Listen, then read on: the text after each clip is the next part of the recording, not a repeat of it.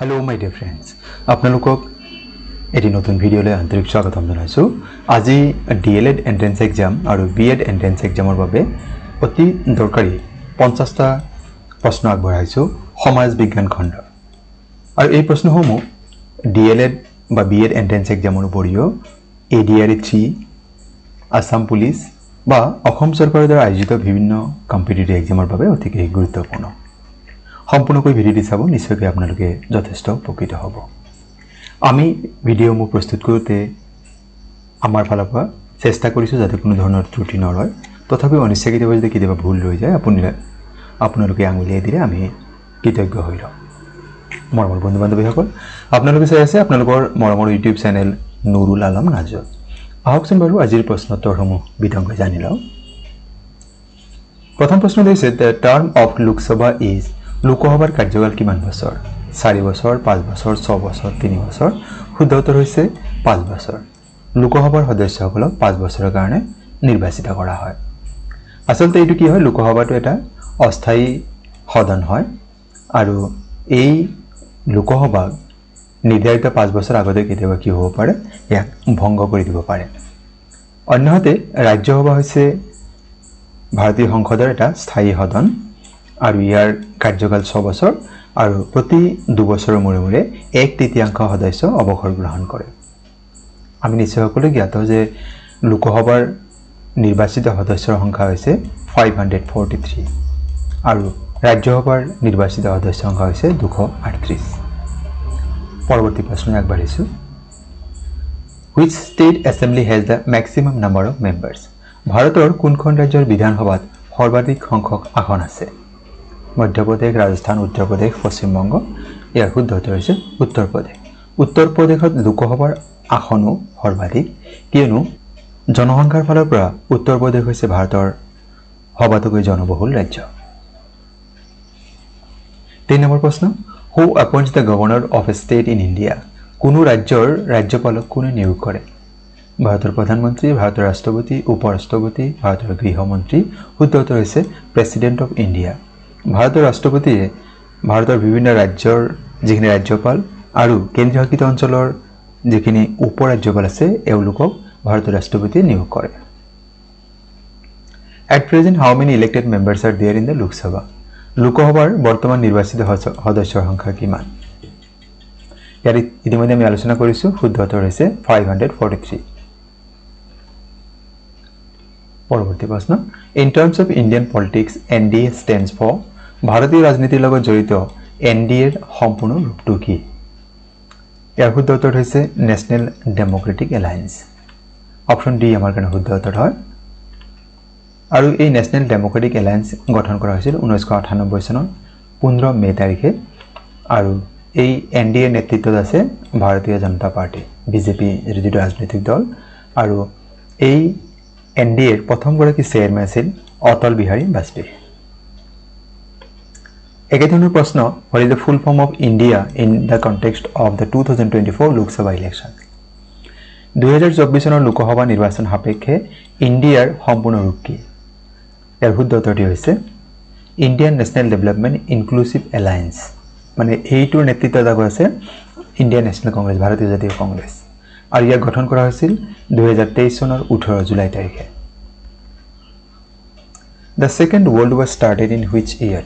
কোন চনত দ্বিতীয় বিশ্বযুদ্ধ আৰম্ভ হৈছিল? ইয়াৰ শুদ্ধ উত্তৰ হৈছে 1939 চনত আৰু দ্বিতীয় বিশ্বযুদ্ধ সামৰণি পৰিছিল 1945 চনত আৰু প্ৰথম বিশ্বযুদ্ধ আৰম্ভ হৈছিল 1914 চনত আৰু সামৰণি পৰিছিল 1918 চনত। পৰৱৰ্তী প্ৰশ্ন। Name the magazine published by Mahatma Gandhi during his stay in South Africa? Mahatma Gandhi দক্ষিণ আফ্ৰিকাত থকা সময়ছোৱাত কি আলোচনী প্ৰকাশ কৰিছিল? The voice of Africa, Indian opinion, African opinion, freedom of South Africa. শুদ্ধ উত্তৰ হৈছে Indian opinion. Who can pardon a sentence of death? কোনো এজন ব্যক্তিৰ মৃত্যুৰ আদেশ কোনে ক্ষমা কৰি দিব পাৰে? মানে ভাৰতৰ উচ্চ ন্যায়ালয় বা উচ্চতম ন্যায়ালয়ে এজন ব্যক্তিক মৃত্যুৰ আদেশ দিলে সেই ব্যক্তিগৰাকী এই মৃত্যুৰ আদেশ কোনে ক্ষমা কৰি দিব পাৰে? ইয়াত যিখিনি বিকল্প দিছে তাৰ শুদ্ধ বিকল্প হ'ব president of India.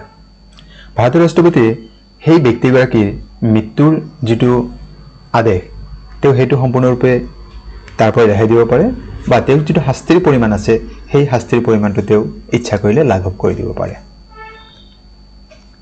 When did British government send cabinet mission to India? British চৰকাৰে ভাৰতলৈ কেতিয়া cabinet mission পঠিয়াইছিল? ইয়াৰ শুদ্ধ উত্তৰটি হৈছে 1946 চনৰ মাৰ্চ মাহত। আৰু 1946 চনৰ 24 মাৰ্চ তাৰিখে cabinet mission ভাৰত আহি উপস্থিত হৈছিল আৰু ইয়াৰ নেতৃত্ব বহন কৰিছিল লৰ্ড পেথিক লৰেন্স। তেওঁলোকৰ উদ্দেশ্য কি আছিল? To discuss the transfer of power from the British government to Indian leadership was the aim of coming of the cabinet mission to India. British চৰকাৰৰ হাতৰ পৰা ভাৰতীয় নেতৃত্বলৈ ক্ষমতাৰ হস্তান্তৰ এই বিষয়ে আলোচনাৰ বাবে কেবিনেট মিছনে 1946 চনৰ মাৰ্চ মাহত ভাৰতলৈ আহিছিল। পৰৱৰ্তী প্ৰশ্ন How many lists are there in the Indian Constitution to divide powers between the center and the states? কেন্দ্ৰ আৰু ৰাজ্যৰ মাজত ক্ষমতা বিভাজনৰ বাবে ভাৰতীয় সংবিধান কিমানটা সূচী আছে? ইয়াৰ শুদ্ধ উত্তৰটি হৈছে 3টা সূচী আছে। সেইকেইটা কি কি? এটা হৈছে কেন্দ্ৰীয় সূচী যাক ইউনিয়ন লিষ্ট বুলি কোৱা হয়, এটা হৈছে ষ্টেট লিষ্ট ৰাজ্যিক সূচী, এটা হৈছে কনকাৰেন্ট লিষ্ট, ইয়াক হৈছে সমৱৰ্তী সূচী। কেন্দ্ৰীয় সূচীৰ বিষয়সমূহত কেৱল কেন্দ্ৰ চৰকাৰে আইন প্ৰণয়ন কৰিব পাৰে, ৰাজ্যিক সূচীৰ বিষয়ত কেৱল ৰাজ্য চৰকাৰে আইন প্ৰণয়ন কৰিব পাৰে আৰু সমৱৰ্তী সূচীৰ বিষয়সমূহত কেন্দ্ৰ আৰু ৰাজ্য উভয়ে সেই বিষয়সমূহত আইন প্ৰণয়ন কৰিব পাৰে। পৰৱৰ্তী প্ৰশ্ন What is the headquarters of the United Nations? ৰাষ্ট্ৰসংঘৰ মুখ্য কাৰ্যালয় ক'ত অৱস্থিত? ইয়াৰ শুদ্ধ উত্তৰ হৈছে আমেৰিকা যুক্তৰাষ্ট্ৰৰ নিউয়ৰ্ক চহৰত ৰাষ্ট্ৰসংঘৰ মুখ্য কাৰ্যালয় অৱস্থিত। আমি নিশ্চয় সকলোৱে জ্ঞাত যে 1945 চনৰ 24 অক্টোবৰ তাৰিখে ৰাষ্ট্ৰসংঘ গঠন কৰা হৈছিল আৰু প্ৰতি বছৰে 24 অক্টোবৰ দিনটো UN Day বা ৰাষ্ট্ৰসংঘ দিৱস হিচাপে পালন কৰা হয়। When was the first coalition government formed at the center? কোন চনত ভাৰতৰ প্ৰথমটো মৰ্চা চৰকাৰ গঠিত হৈছিল? ইয়াত দিয়া বিকল্পসমূহৰ শুদ্ধ বিকল্প হৈছে 1977 চনত 1977 আৰু এই মৰ্চা চৰকাৰৰ সময়ত প্ৰধানমন্ত্ৰী হৈছিল Morarji Desai. Who is the first Governor General of Bengal? বংগৰ প্ৰথমগৰাকী গভৰ্ণৰ জেনেৰেল কোন আছিল? ইয়াৰ শুদ্ধ উত্তৰটি হৈছে ৱাৰেন হেষ্টিংছ। অপশ্যন বি আমাৰ কাৰণে শুদ্ধ উত্তৰ। Which of the following was the immediate outcome of the partition of Bengal? নিম্নলিখিত কোনটো বংগ বিভাজনৰ তাৎক্ষণিক ফলাফল আছিল? ভাৰত ত্যাগ আন্দোলন, অসহযোগ আন্দোলন, আইন অমান্য আন্দোলন, স্বদেশী আন্দোলন। আমি নিশ্চয় জানো যে পাৰ্টিশ্যন অফ বেংগল হৈছিল 1905, তাৰ লগে লগে তাৰ যিটো ইমিডিয়েট আউটকাম আছিল সেইটো হৈছে স্বদেশী আন্দোলন। পৰৱৰ্তী প্ৰশ্ন When was the regulating act introduced? নিয়ন্ত্ৰণকাৰী আইন কেতিয়া প্ৰৱৰ্তন কৰা হৈছিল? ইয়াৰ শুদ্ধ উত্তৰ হৈছে 1773। ব্ৰিটিছ চৰকাৰে ভাৰতীয় লোকসকলক নিয়ন্ত্ৰণ কৰিবৰ বাবে এই ৰেগুলেটিং এক্ট প্ৰণয়ন কৰিছিল। Who gave the slogan do or die? কৰিম কিংবা মৰিম এই শ্লোগানটো কোনে দিছিল? ইয়াত দিয়া বিকল্পসমূহৰ শুদ্ধ বিকল্প হৈছে জাতিৰ পিতা মহাত্মা গান্ধীয়ে ভাৰত ত্যাগ আন্দোলনৰ সময়ত এই ডু অৰ ডাই কৰিম কিংবা মৰিম এই শ্লোগানটি জনপ্ৰিয় কৰি তুলিছিল। পৰৱৰ্তী প্ৰশ্ন When did India join the UN? ভাৰতবৰ্ষই কোন চনত ৰাষ্ট্ৰসংঘত যোগদান কৰিছিল? ইয়াৰ শুদ্ধ উত্তৰ হৈছে ভাৰতবৰ্ষ আচলতে কি হয় ৰাষ্ট্ৰসংঘ যিটো চনত গঠন হৈছিল মানে 1945 চনত সেই চনটোতে ভাৰতবৰ্ষই ৰাষ্ট্ৰসংঘত যোগদান কৰিছিল। পৰৱৰ্তী প্ৰশ্ন In Article 1 of the Constitution, India is described as ভাৰতীয় সংবিধানৰ 1 নং অনুচ্ছেদত ভাৰতবৰ্ষক কি বুলি বৰ্ণনা কৰা হৈছে? Union of states, republic state, united state, democratic state. ইয়াৰ শুদ্ধ উত্তৰ হৈছে ইউনিয়ন অফ ষ্টেটছ, ৰাষ্ট্ৰসমূহৰ সংঘ। কেই নম্বৰ আৰ্টিকলত? Article 1। Which political party come to power in the general elections held in July in 1945? 1945 চনত জুলাই মাহত ইংলেণ্ডত অনুষ্ঠিত সাধাৰণ নিৰ্বাচনত কোন ৰাজনৈতিক দলে জয়লাভ কৰিছিল? ইয়াৰ শুদ্ধ উত্তৰ হৈছে লেবাৰ পাৰ্টি, শ্ৰমিক দল। আৰু লেবাৰ পাৰ্টিৰ লিডাৰ আছিল ক্লিমেণ্ট এটলি। ক্লিমেণ্ট এটলি ভাৰতে স্বাধীনতা লাভ কৰাৰ সময়ত তেখেত ইংলেণ্ডৰ প্ৰধানমন্ত্ৰী হৈ আছিল। How many official languages does the United Nations have? ৰাষ্ট্ৰসংঘৰ কিমানটা কাৰ্যালয়ৰ ভাষা আছে? অফিচিয়েল লেংগুৱেজ কিমানটা আছে? 2648। ইয়াৰ শুদ্ধ উত্তৰ হৈছে 6। There are 6 official languages of United Nations. এই ভাষাকেইটা কি কি? Arabic, Chinese, English, French, Russian and Spanish. এই 6টা ভাষা ৰাষ্ট্ৰসংঘৰ কাৰ্যালয়ৰ ভাষা বা অফিচিয়েল লেংগুৱেজ হিচাপে ব্যৱহাৰ কৰা হয়। If the President of India wants to resign from his office, whom does he address his resignation to? যদি ভাৰতৰ ৰাষ্ট্ৰপতিয়ে নিজৰ পদৰ পৰা ইস্তফা দিব বিচাৰে তেখেতৰ পদত্যাগ পত্ৰ কাৰ হাতত দাখিল কৰিব লাগে ইয়াত বিকল্প দিছে vice president of India prime minister of India chief justice of the supreme court speaker of the Lok Sabha ইয়াৰ শুদ্ধ উত্তৰ হৈছে ভাইস প্ৰেসিডেন্ট অফ ইন্ডিয়া ভাৰতৰ উপৰাষ্ট্ৰপতিৰ হাতত এই পদত্যাগ পত্ৰ জমা দিব লাগিব আৰু কিটামান কথা আমি জানি লওঁ যে ভাৰতৰ ৰাষ্ট্ৰপতিয়ে কাৰ্যত শপত গ্ৰহণ কৰে চিফ জাষ্টিস অফ ইন্ডিয়া আৰু পদত্যাগ পত্ৰ দিব লাগে ভাইস প্ৰেসিডেন্টৰ হাতত ভাইস প্ৰেসিডেন্টে শপত গ্ৰহণ কৰে ৰাষ্ট্ৰপতিৰ ওচৰত আৰু পদত্যাগ পত্ৰ দাখিল কৰিব লাগে ৰাষ্ট্ৰপতিৰ হাতত ভাৰতৰ প্ৰধানমন্ত্ৰী শপত গ্ৰহণ কৰে প্ৰেসিডেন্টৰ ওচৰত পদত্যাগ পত্ৰ দাখিল কৰিব লাগিব প্ৰেসিডেন্টৰ ওচৰত যিকোনো ৰাজ্যৰ ৰাজ্যপালে সেই ৰাজ্যখনৰ উচ্চ ন্যায়ালয়ৰ মুখ্য ন্যায়াধীশৰ ওচৰত শপত বাক্য পাঠ কৰে আৰু পদত্যাগ পত্ৰ দাখিল কৰিব লাগে ৰাষ্ট্ৰপতিৰ হাতত কোনো ৰাজ্যৰ মুখ্যমন্ত্ৰীয়ে শপত বাক্য পাঠ কৰে সেই ৰাজ্যৰ ৰাজ্যপালৰ ওচৰত আৰু পদত্যাগ পত্ৰ ৰাজ্যপালৰ হাততে জমা দিব লাগিব কোনো এখন ৰাজ্যৰ উচ্চ ন্যায়ালয়ৰ মুখ্য ন্যায়াধীশে ৰাজ্যপালৰ ওচৰত শপত বাক্য পাঠ কৰে আৰু পদত্যাগ পত্ৰ তেখেতৰ হাততে জমা দিব লাগিব আৰু প্ৰত্যেক ৰাজ্যৰ যেটো পাব্লিক সাৰ্ভিস কমিশন যেনেকৈ অসমৰ কাৰণে APSC Assam public service commission ইয়াৰ যিজন চেয়াৰম্যান হয় তেও ৰাজ্যপালৰ ওচৰত শপত বাক্য পাঠ কৰে আৰু পদত্যাগ পত্ৰ দাখিল কৰে ৰাষ্ট্ৰপতিৰ ওচৰত গতি এই তালিকা মনত ৰাখিলে আমি বহুত প্ৰশ্ন আমি জানিব পাৰিম গতিকে মই সমকৈ চেষ্টা কৰিছো যিমানখিনি পাৰো সমকৈ বহুত দৰকাৰী কথা ইয়াতে হাঙৰি লৈছো পৰৱৰ্তী প্ৰশ্ন GST was introduced by which constitutional amendment কোনটো সংবিধান সংশোধনৰ জৰিয়তে GST সম্পৰ্কে বিধেয়ক উত্থাপন কৰা হৈছিল ইয়াৰ শুদ্ধ বিকল্পটো হৈছে 101 নম্বৰ সংবিধান সংশোধনৰ জৰিয়তে GST সম্পৰ্কে বিল উত্থাপন কৰা হৈছিল 2016 চনত আৰু এই GST সম্পৰ্কে বিল ইয়াত বিধেয়কত ভাৰতৰ ৰাষ্ট্ৰপতিয়ে সিগনেচাৰ কৰিছিল 2016 চনৰ 8 ছেপ্টেম্বৰত আৰু অফিচিয়েলি এটো কাৰ্যকৰী কৰা হৈছিল 2017 চনৰ 1 জুলাই তাৰিখে আৰু GST ইমপ্লিমেন্ট কৰা এটো কাৰ্যকৰী কৰা বলবৎ কৰা ভাৰতৰ প্ৰথমখন ৰাজ্য হৈছে অসম আৰু যদি সোধা হয় যে GST প্ৰণয়ন কৰা পৃথিৱীৰ প্ৰথমখন ৰাষ্ট্ৰ তেন্তে উত্তৰ হ'ব France Who appointed the Comptroller and Auditor General CAG of India ভাৰতৰ মহা গাণনিকজনক কোনে নিযুক্তি দিয়ে ইয়াৰ শুদ্ধ উত্তৰ হৈছে ভাৰতৰ ৰাষ্ট্ৰপতি প্ৰেসিডেন্ট অফ ইন্ডিয়া পৰৱৰ্তী প্ৰশ্ন Who among the following is known as the father of Indian Constitution কোনজন ব্যক্তিক ভাৰতৰ সংবিধানৰ পিতৃ বুলি জনা যায় সৰ্দাৰ Vallabhbhai Patel doctor Rajendra Prasad doctor BR. Ambedkar Jawaharlal Nehru শুদ্ধ উত্তৰ হৈছে ডক্টৰ বি.আৰ. আম্বেদকাৰ আমি ইতিমধ্যে গম পাওঁ যে তেখেত ভাৰতীয় সংবিধানৰ খচৰা সমিতিৰ সভাপতি আছিল আৰু তেখেতৰ নেতৃত্বতে ভাৰতীয় সংবিধানখনে সংবিধান ৰূপে আকাৰ লাভ কৰিছিল আৰু এই সম্পূৰ্ণ প্ৰক্ৰিয়াত সময় আছিল 2 বছৰ 11 মাহ 18 দিন Who was the Viceroy of India during the partition of Bengal Banga বিভাজনৰ সময়ত ভাৰতৰ ভাইসৰয় কোন আছিল ইয়াৰ শুদ্ধ উত্তৰ হৈছে lord Curzon lord Nathaniel Curzon তেখেতৰ কাৰ্যকাল আছিল 1899 চনৰ পৰা 1905 চন বংগ বিভাজন কাৰ্যকৰী কৰা হৈছিল 1905 চনৰ 16 অক্টোবৰ তাৰিখৰ পৰা আৰু এই বংগ বিভাজন প্ৰত্যাহাৰ কৰা হৈছিল 1911 চনৰ 12 ডিসেম্বৰ তাৰিখে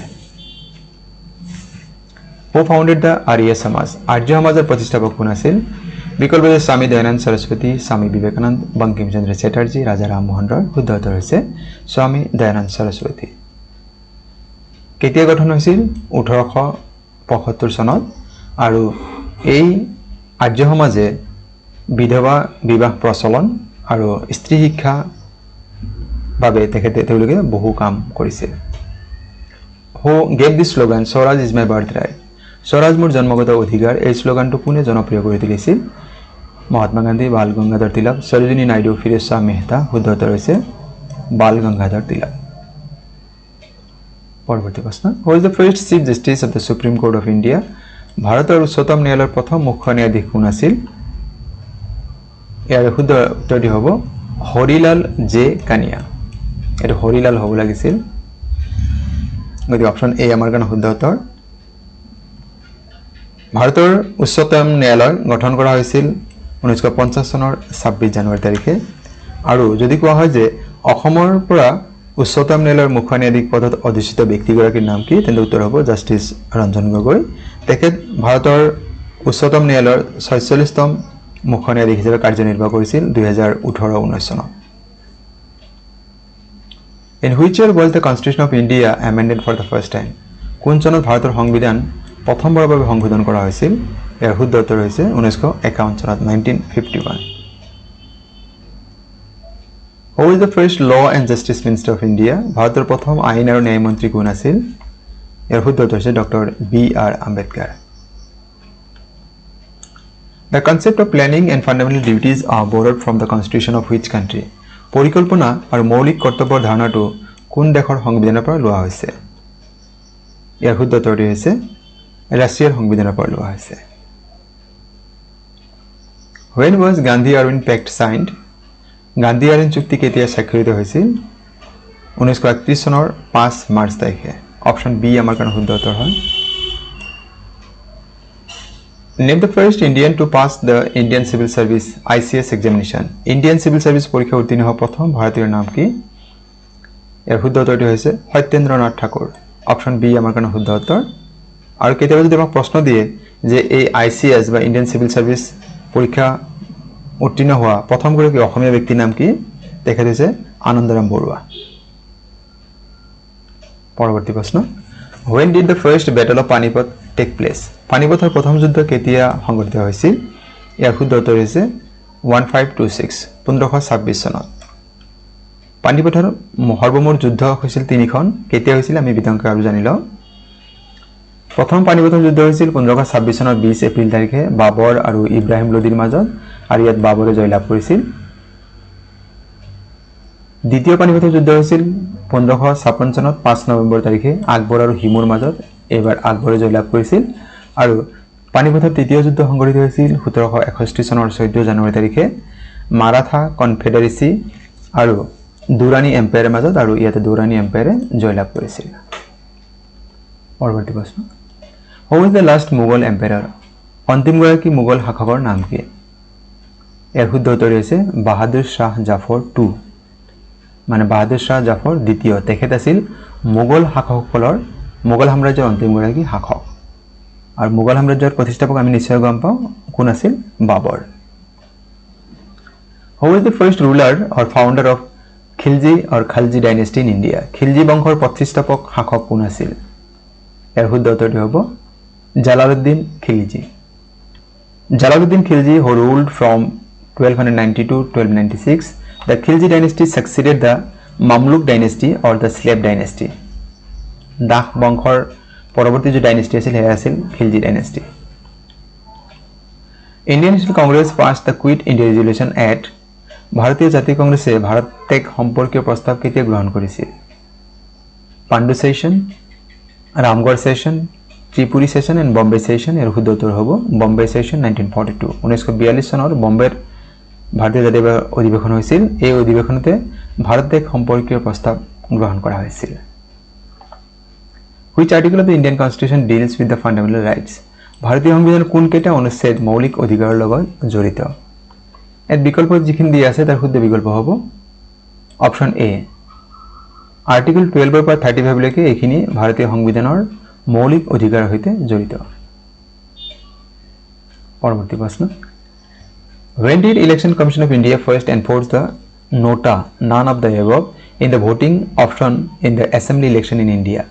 ভাৰতৰ নিৰ্বাচনী আয়োগে ভাৰতীয় বিধানসভা নিৰ্বাচনত কেতিয়া প্ৰথমবাৰৰ বাবে ভোটৰ বিকল্পসমূহত নোটা বিকল্পটো বলবৎ কৰা হয় আমি নিশ্চয় জানো ইভিএমত একেবাৰে শেষৰ যেটো বিকল্প এইটো নিশ্চয় আপোনালোকে দেখা পাইছে নোটা none of the above এইটো প্ৰথমবাৰৰ কাৰণে কাৰ্যকৰী কৰিছিল ইয়াৰ শুদ্ধ উত্তৰ হ'ব 2013 চনৰ নৱেম্বৰ মাহত এই নোটা প্ৰথমবাৰৰ বাবে বলবৎ কৰা হৈছিল Which part of the Indian Constitution deals with the directive principles of state policy? ভাৰতীয় সংবিধানৰ কোন খণ্ডত ৰাষ্ট্ৰ পৰিচালনাৰ নিৰ্দেশাত্মক নীতিৰ বিষয়ে উল্লেখ আছে ইয়াৰ শুদ্ধ উত্তৰ হৈছে পাৰ্ট 4 পাৰ্ট 3 আমি জানো মৌলিক অধিকাৰ বিষয় আছে আৰু পাৰ্ট 4 ৰাষ্ট্ৰ পৰিচালনাৰ নিৰ্দেশাত্মক নীতি বা directive principles of state policy আৰু পাৰ্ট 4a হেতু হৈছে ফান্ডামেন্টাল ডিউটিজ মৌলিক কৰ্তব্যৰ বিষয়ে উল্লেখ আছে আৰু directive principles of state policy এৰ আৰ্টিকল হৈছে 36 ৰ পৰা 51 আৰু এই যেটো ৰাষ্ট্ৰ পৰিচালনা নিৰ্দেশাত্মক নীতি ইয়াৰ ধাৰণাটো ভাৰতীয় সংবিধানে আয়াৰলেণ্ডৰ সংবিধানৰ পৰা ধাৰে লৈছে Which among the following countries has the first implemented the idea of universal adult franchise to its citizens? বিশ্বৰ কোনখন দেশে পোন প্ৰথমবাৰৰ বাবে নাগৰিকসকলক সাৰ্বজনীন প্ৰাপ্তবয়স্ক ভোটাধিকাৰ প্ৰদান কৰিছিল? ইয়াৰ উত্তৰটি হ'ব নিউজিলেণ্ড। আমাৰ দেশত সাৰ্বজনীন প্ৰাপ্তবয়স্ক ভোটাধিকাৰ মানে যেতিয়াই বৰ্তমান সময়ত কি হৈছে এজন ব্যক্তি 18 বছৰ বয়সত লগে লগে ভোটাধিকাৰ লাভ কৰে আৰু তেওঁৰ ভোটৰ মূল্য আন ব্যক্তিসকলকে সমান হয়।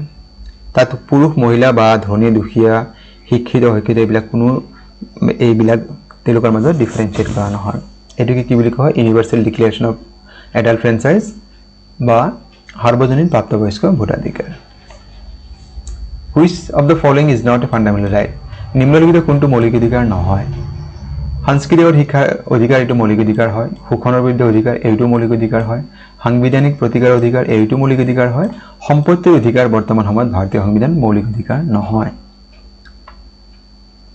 1978 44th এমেন্ডমেন্টৰ জৰিয়তে সম্পত্তিৰ অধিকাৰক পূৰ্বৰ মৌলিক অধিকাৰ তালিকাত আছিল যদিও এইটো বৰ্তমান লিগেল ৰাইট হয় আৰু এই অধিকাৰটো বৰ্তমান আৰ্টিকল 308 লিপিবদ্ধ কৰা আছে বৰ্তমান ভাৰতীয় নাগৰিকে 6টা মৌলিক অধিকাৰ উপভোগ কৰে